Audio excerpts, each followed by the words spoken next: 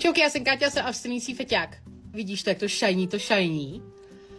Jako prase to shiny, veď? No, protože jsou to šperky jako prase.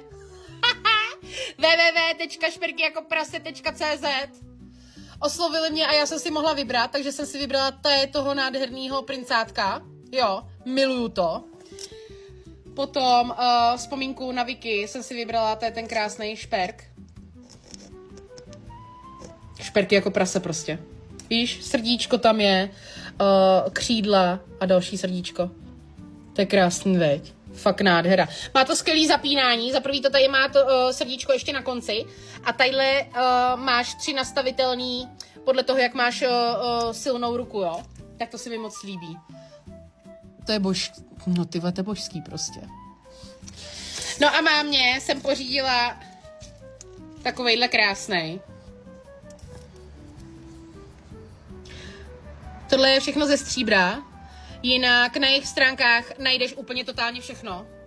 A firma Šperky jako prase nám udělala kódíček na 10% slevu. Mějte se rádi 10. Bez diakritiky, jo? Koukni se tam. Je tam toho hrozně moc. Hele, já jsem chtěla natočit, kolik tam toho mají. Jo, ale to je 17 stránek plných šperků. Chápeš to? Jako to je úplně, to je radost pohledět na všechny. Ale teda tohle je můj favorit, Malý princ. Tohle je fakt můj favorit. To je krásný, veď. Šperky jako prase!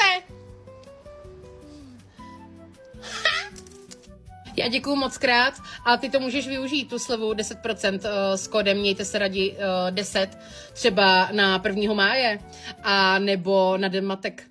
To je krásný. Děkuju moc krát ještě jednou. Šperky jako prase. Tyhle umřu.